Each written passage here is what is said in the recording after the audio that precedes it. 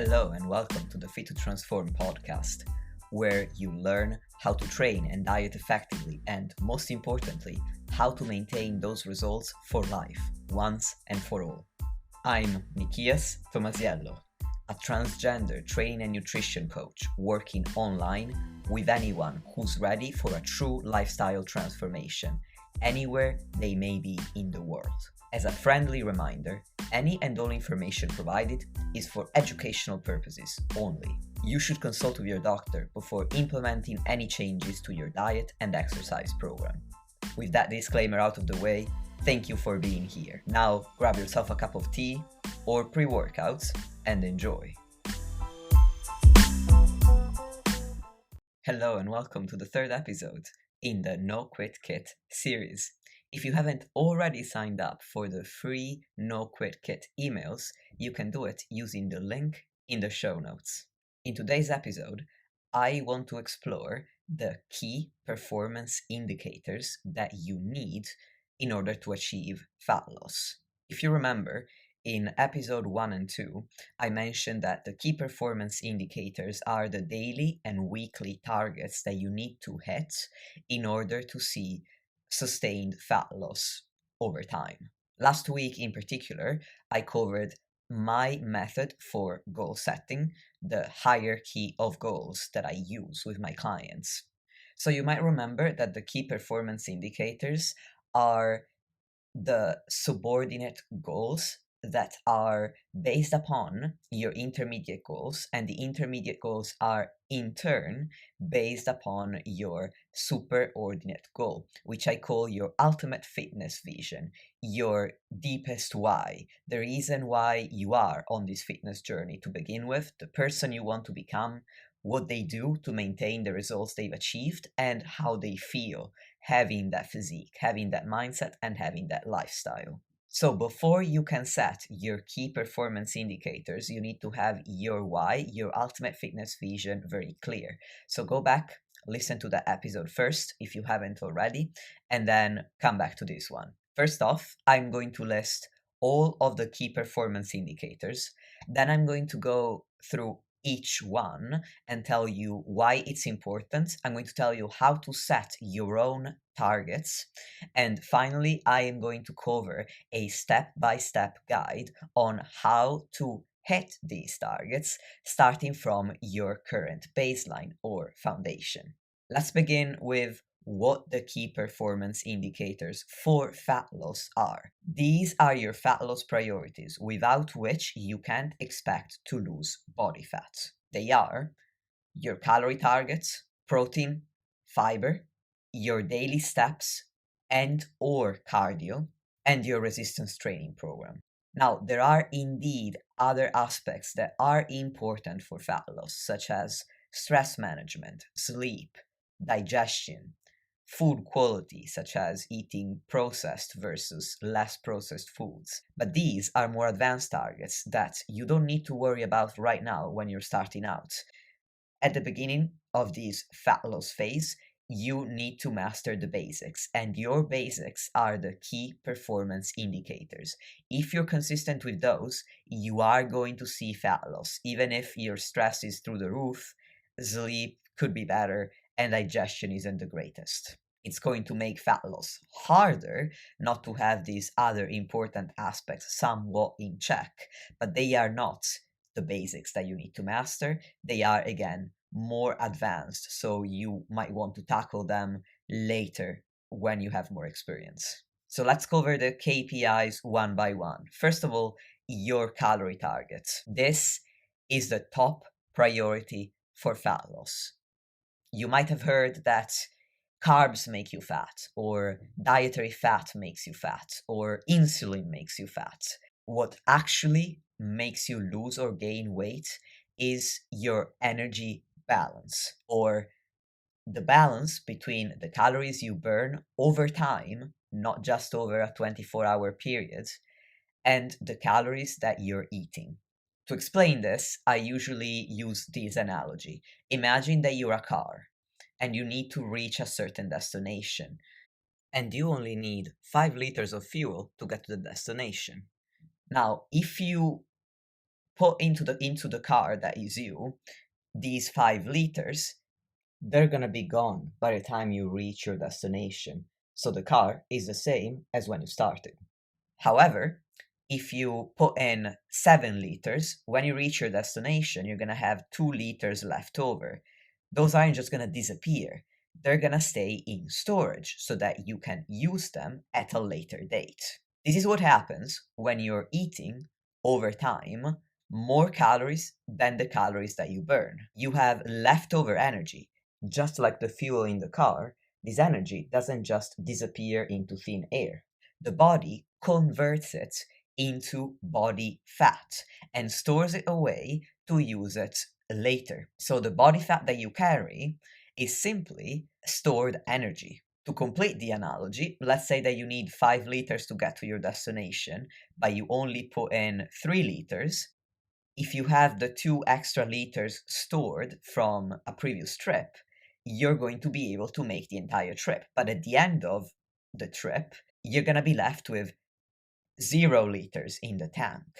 So, in other words, if you have stored energy left over from previous meals, and all of a sudden you're giving your body less energy or fewer calories than you need to burn in a day, your body is going to go into your energy storage, into your body fat stores, and it's going to convert some of those into the energy that it needs to make up for the caloric deficit that you created by eating less and burning more calories. That's why your calorie target is your top priority. If all you want is to lose fat, as long as you have the right calorie target for you and you are consistent with it over time, you are going to see body fat loss. Unfortunately, there are quite a few misconceptions in the fitness industry about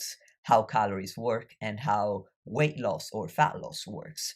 So I'm going to cover 2 main ones. The first one is that some popular diets are purported to work because you're cutting carbs or because you're cutting fats. Now, the real reason is that you're cutting calories. For example, keto doesn't make you lose weight because you're cutting out all carbs. It's making you lose weight because calories are contained in the 3 macronutrients: carbs, protein, and fats. And on average, 50 to 55% of our daily calories come from carbs. So if you're cutting out all carbs, you are essentially halving your current caloric intake. You're eating half of your normal calories. That is definitely going to lead to fat loss, but it has nothing to do with carbs per se. Carbs aren't evil. And in fact, I've been eating carbs at maintenance calories. I'm eating carbs now that I'm dieting for a photo shoot. I've always been eating carbs, and I've still achieved fat loss, and so can you. The second misconception is that if you eat healthy, you're going to lose weight. And I have so many people coming to me saying, look, I think my diet is pretty healthy, but for some reason I can't lose this weight. The reason is that you're eating too many calories. The quality of your food, so eating nutritious food, is important for health and performance, but it's not what's going to make a difference to your fat loss. So, I think I've covered the importance of calories in enough depth. So, I'm going to tell you how I calculate fat loss calories for my clients. I have 2 methods. The first method, which I usually take with my one-on-one clients, is a personalized approach. I ask my clients to start tracking calories and to do it consistently for 1 or 2 weeks. If they're already experienced with tracking calories, normally 1 week or 10 days is enough. If they're not very experienced and they need to become consistent and also accurate with tracking, 2 weeks is better. So as they're tracking calories, I'm also asking them to track their body weight. And if their body weight is going up as they're eating and going about their normal diet as they always have, that means that they are in a slight caloric surplus. They're adding a bit too much oil in the car compared to what they need to maintain the same weight. If they're already losing weight a little bit, it means that they are in a caloric deficit of some size, meaning that they're already giving their car a little less fuel than it needs. So the car is resorting to already stored fuel. Lastly, if their weight is staying pretty much exactly the same within a range of a few pounds, which is maintenance, your maintenance is not the same weight every single day, it's a small range of about 2% up or down. In that case, that means that they are already maintaining their weight.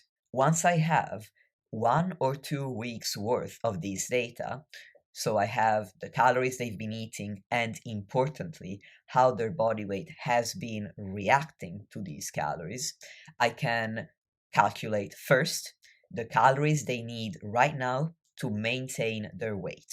These are your maintenance calories. Then I can calculate their caloric deficit. And I do this by taking off 15 to 30% of their calories from their total maintenance calories. This is an important concept because, first of all, you're not either in a caloric deficit or you're not. You are at maintenance calories, and your maintenance calories are a range. It's not just 2000 calories is your maintenance, 2001 calories makes you gain weight. It's usually a range of about 200 calories, sometimes even more. So, for example, in this case, the range would be 19 to 2100 calories rather than a specific number like 2000. And also, your caloric deficit is a range where anywhere below the calories that you need to maintain your weight is going to lead to some fat loss. The difference is that the larger the caloric deficit, for example, if you have a 30% deficit, you're going to lose weight faster than if you were to have a 15% deficit.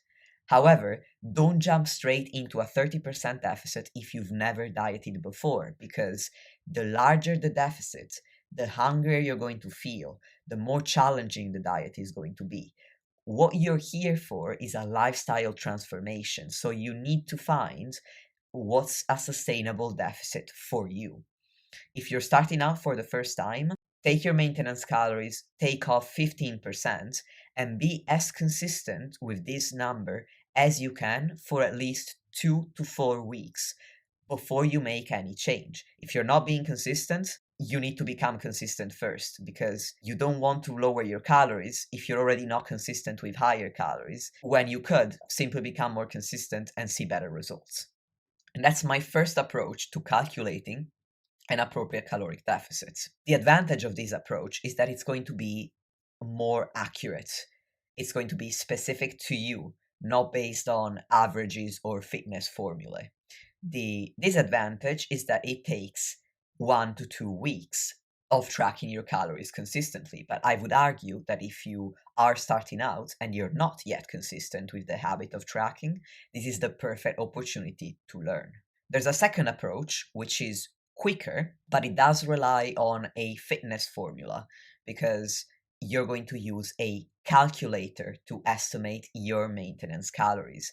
And calculators are inherently less accurate than the more individualized approach that I've just described. However, no calorie target is ever going to be 100% accurate anyway. Moreover, at some point, you may need to tweak your calorie targets anyway. It's very common during a fat loss phase to have your metabolic rate decrease, which means you burn fewer calories in a day, even doing the same activity. So you may need to eat fewer calories to continue losing weight. In addition, you're also going to be a smaller person. A smaller person burns fewer calories naturally. So therefore, you're going to potentially need to lower your calories.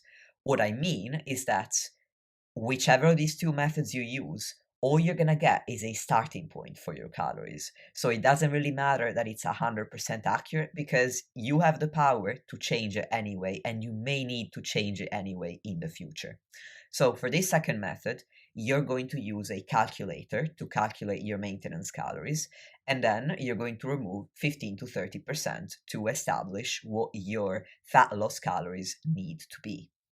This is a method that I am going to implement with all the clients in my group coaching program, Transformation Kickstart, so that they can start their 6-week fat loss phase right away. In terms of which calculator to use, it doesn't really matter because they all have some degree of error. However, a lot of them are based on your sex assigned at birth. And I know many gender diverse people struggle with this because they might be medically transitioning and they don't know, oh, should I use my gender, the gender I identify with, the gender I'm transitioning to, or should I use the sex assigned at birth? So I actually have a calculator that doesn't use sex. It's based on your activity level and it's based on your current weight instead. It only uses these two pieces of data. If you want it, you can sign up for my free newsletter. You're going to get it for free, along with a nutrition guide and a gym-based training program to try. So check out the description of this episode and you're going to find a link to this guide. And that's a wrap for your first key performance indicators, the most important for fat loss, which is your total calories. The second nutritional key performance indicator is protein. Protein doesn't make you gain or lose weight, but it is going to make your fat loss phase a lot easier because protein is one of the most filling nutrients according to scientific research. In addition, it's going to make your physique look 8 billion times better, coupled with regular resistance training, because protein is the most important nutrient to build muscle. Again, only if you train consistently. You can eat all the protein you want. If you don't train, you're not going to build any muscle. With that said, here's how to set your protein. As a general rule of thumb, 1 gram per pound of body weight or 2 grams per kilogram of body weight works really well. If you want the actual range recommended in the scientific literature, that's 0.7 to 1.1 gram per pound of body weight per day, or 1.6 to 2.2 grams per kilogram of body weight per day. I will say these ranges aren't necessary for everyone.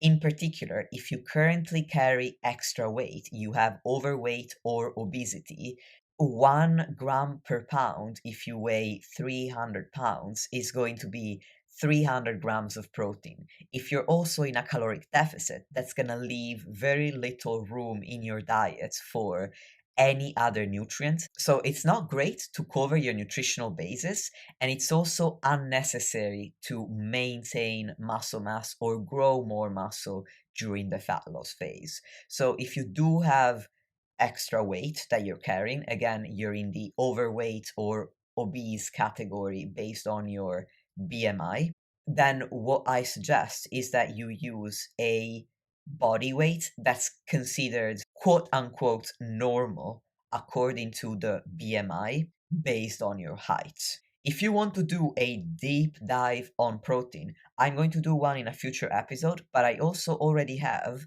a comprehensive guide to protein for muscle growth and fat loss as an article on my blog. This is the title of it, and I'm going to put the link in the show notes. The final nutritional key performance indicator for fat loss is fiber. Again, fiber won't make you lose or gain weight, but it's going to make fat loss far easier to stick to because fiber is the second most filling nutrient according to research alongside protein. In terms of setting your fiber targets, the general recommendation is to eat 14 grams of fiber per 1,000 calories eaten. So if you eat 2,000 calories, that's 28 grams of fiber per day. If you're on 1,500 calories, then that's 20 grams of fiber per day. Let's have a quick recap of the nutritional key performance indicators: calories, protein, and fiber. Calories are important on a weekly basis. I'm going to go into more depth on this in the next podcast episode, but for now, all you need to know is that you don't lose fat just over a 24-hour period. Fat loss occurs over time, so you don't need to worry about hitting a daily calorie target on the nose every single day. You can take a daily calorie target, multiply it by 7, and that gives you your weekly calorie budget. As long as your total calories eaten in that week don't go over that weekly calorie budget, you're good. For example, if you're eating 1500 calories per day, 1500 times 7 is 10,500. So as long as the total amount of calories you eat in a week is at or below 10,500, and that's a good weekly calorie target for you, you are going to see weight loss, which means that one day you can eat 2,000 calories if on the remaining days you make up for these extra 500 calories that you added on top of the 1500 that you have set as your targets. Fiber is also important on average across the week, whereas protein is a little bit different. You want to do your best to hit a daily protein target because we need an influx of amino acids, the building blocks of protein, throughout the day, every single day, in order to maximize muscle protein synthesis, which is the creation of new muscle protein. I'm going to do a deep dive into protein in a future episode, so that's all you need to know for now. I wanted to make this distinction clear. Your fiber and your calorie targets can be hit over the course of an entire week, whereas your protein ideally is going to be a daily target. However, if you're very, very new, then try to get enough protein in across the week. And then when you become more adept at doing that, then move into having a daily target that you hit every single day. These are your key performance indicators for nutrition, for fat loss. Your activity related key performance indicators are your daily steps and/or cardio and your resistance training program.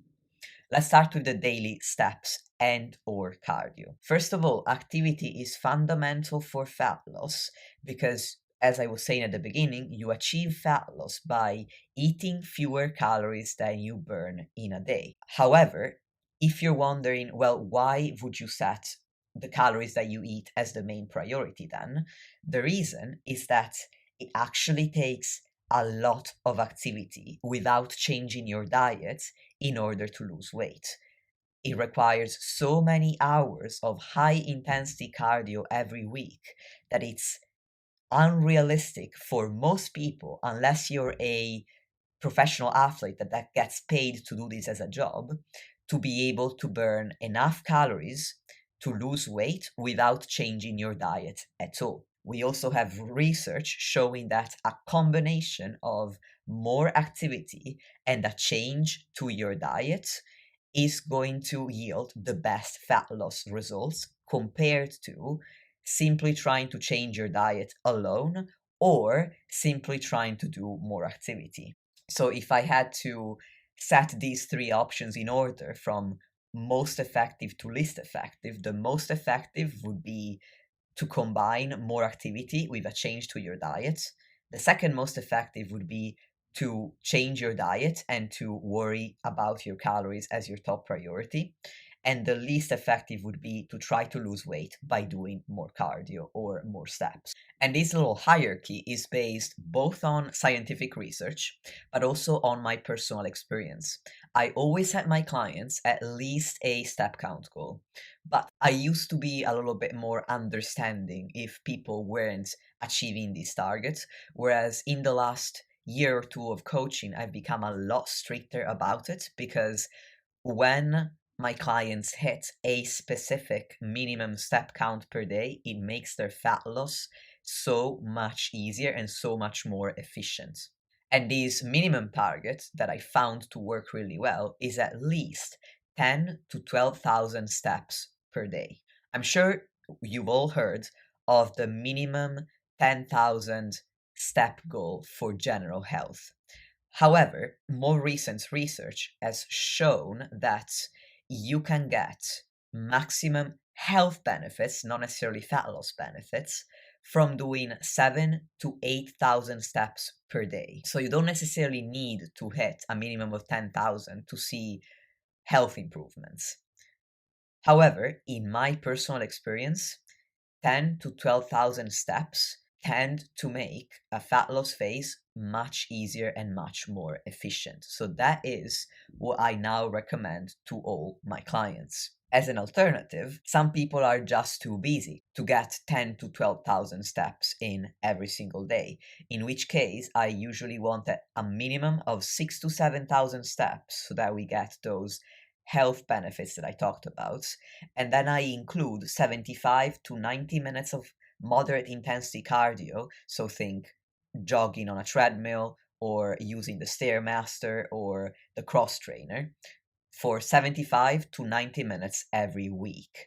And these are also, for that reason, the two options for activity that I propose to all of the people that are going to join Transformation Kickstart. I am going to set your calorie targets, your protein and your fiber targets, but I'm also going to set you an activity target. And when you fill out the intake form, which is a questionnaire for me to get you started, I ask you whether you want to build up to 10 to 12,000 steps per day, or whether you want to build up to 6 to 7,000 steps plus 75 to 90 minutes of cardio. Your final activity related key performance indicator to hit is your resistance training program, so your workouts. Much like fiber and protein, lifting weights or resistance training isn't going to make you lose or gain body fat, but it is going to shape the muscle that's currently hidden underneath your body fat. So if you were to not lift a single weight for the entirety of your fat loss phase, at the end of it, you would look like a smaller version of the way you look now. If you want to achieve a different shape, whether you want broader shoulders or whether you want a smaller waist, whether you want a bigger lower body, what you want is to lift weights in order to shape the muscle that lies underneath your fat. That's why all of my clients get a personalized training program, my one-on-one clients, whereas my transformation Kickstarters get group programs that are suited to their fitness level, equipment available, and physical. But everyone gets a program because it's going to make a massive difference to the way you look at the end of the fat loss phase. And I'm not going to go into all of the health benefits, both from a physical and mental health standpoint, that you're going to get from resistance training, because today we're exploring the key performance indicators for fat loss. But there are a billion extra benefits to lifting weights other than simply losing body fat. These are all of the key performance indicators that you need in order to lose fat. Now you know what they are, why they're important, and how to set these targets for yourself. To finish off the podcast, I am going to cover my step-by-step guide on how to start actually achieving these targets. First of all, the most common mistake that people make is that they go all at once from day one. They want to be tracking calories super consistently. They want to be hitting their deficit calories or their fat loss calories. They want to be hitting protein and then fiber, and they want to be training 5 days per week, and they want to be doing 10,000 steps, and they're just getting really overwhelmed, and then they crash and burn and they stop everything after a week because they're burnt out. My step-by-step guide addresses this problem by starting with small and easy wins. What you want isn't just to set the right targets to begin with, you also want to build self-efficacy. Self-efficacy is the confidence that you can actually achieve a long-term goal. If you don't have self-efficacy, you are going to give up. So don't start super difficult, because that doesn't build self-efficacy, because most people are going to fail, which is very normal. If you start super hard and you've never done this before, how you're going to succeed? Then you want to start small and easy. You want to find the right balance between targets that are easy enough that you're definitely going to hit them, but not so easy that you're going to lose all motivation to actually do them because it feels like you're not doing anything. Whenever a one-on-one client starts working with me, what this looks like is what I call a kickstart phase, where we focus on mastering all of these key performance indicators. So in week number 1 of the kickstart phase, all I want the client to do, so all I want you to do, is to start tracking and to find your baseline. So start tracking your calories, find out without changing anything how many calories you're eating right now. Start tracking, along with your calories, your protein and your fiber, so that you find out how much protein and how much fiber you're eating right now. Start tracking your daily steps. And if you're already doing cardio, how much cardio you're doing, how long for, how often, and which machine you're using in the gym. After a week of tracking all of this, or 2 weeks, you are going to have your own baseline, or what I call your foundation. And in the meantime, the big advantage of this initial tracking period is that you learn how to track consistently and accurately. Now, once you have your foundation, add a little bit at a time. For example, your top priority for fat loss from a nutritional standpoint is your calories. So if it feels too overwhelming to hit a calorie target, a protein target, and a fiber target, just worry about your calories to begin with. That's an easy win in terms of hitting your key performance indicators, and it's also going to lead to fat loss. So you get a little bit of a reward from a physique perspective as well as from a lifestyle perspective. And then as you become more adept at tracking and hitting a calorie target, then you can add protein, and then finally you can add your fiber. From an activity standpoint, if currently you're doing 2,000 steps per day, you ain't gonna do 10,000 from tomorrow. Instead, focus on adding about 1,000 steps per week, 500 to 1,000, to your current daily total until you build up to 10 to 12,000 steps. As a rule of thumb, 5 to 10 minutes of walking net you about 500 to 1,000 steps. So essentially, 1,000 steps equals 10 minutes of walking on average. The point here is, don't go all in, because you don't have the skill to do that yet, and you don't have the required self-efficacy to believe that even if you quote unquote fail sometimes, you are going to see this diet through. First, start with a kickstart phase. Track everything. Master the basic skill of tracking consistently and accurately. Find your baseline, your foundation, and then add a little bit to your foundation every single week, working up to your ideal targets, which includes calories, protein, fiber, steps and or cardio, and doing all of your lifting workouts. And that's a wrap for this episode. As always, I am going to leave you with a final task, which is, I'm sure you can imagine, begin your own kickstart phase. From the moment you stop listening to this podcast, start tracking your calories, your protein, and your fiber for at least 1 week, being as consistent and accurate as you can with tracking food without making any massive changes to what you're already eating. At the same time, track your body weight to see how much you're eating right now on average affects your body weight on average every week. Don't worry about day-to-day fluctuations.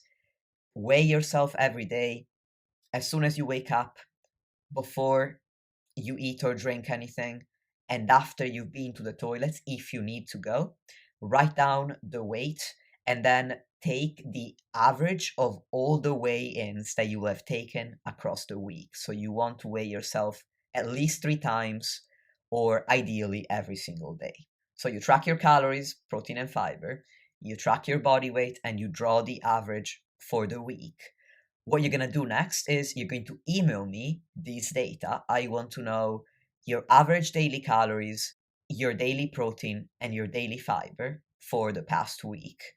And I want to know all of your weigh-ins, and I am going to do the math completely for you. I am going to set your starting fat loss calorie target myself completely for free.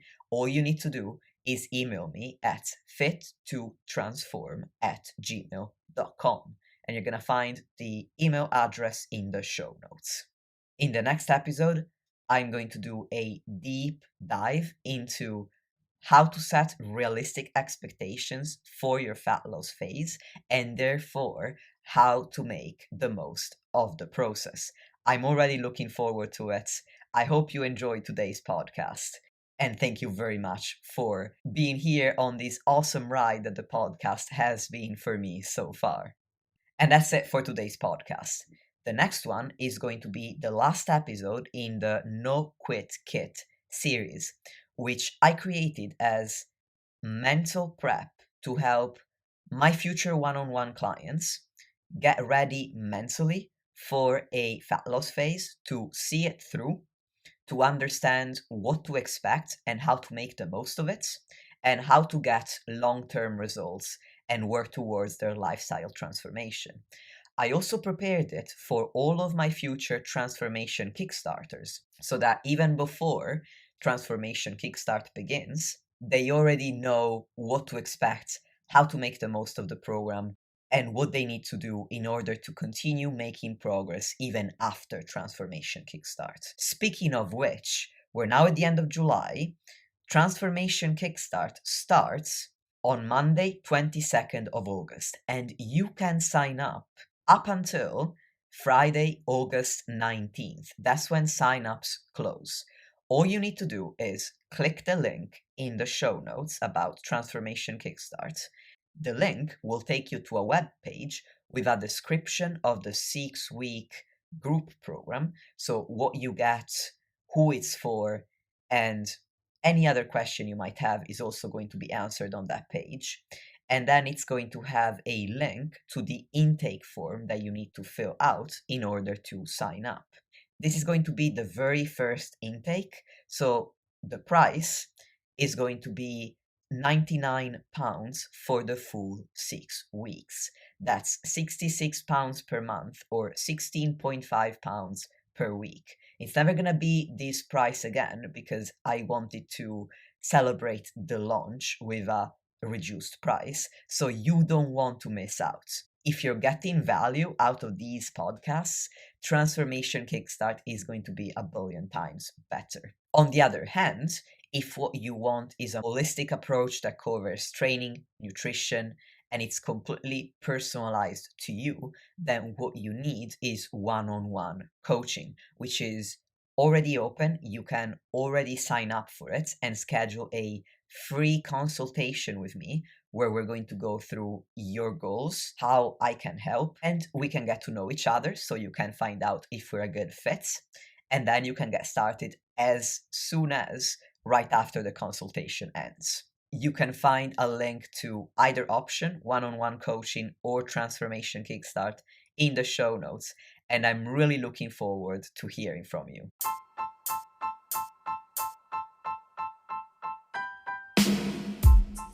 Lastly, if you want to support the podcast and help me reach more people, please leave a 5-star rating or review on any podcast platform that you're using. Thank you very much for listening, and I'll speak to you soon.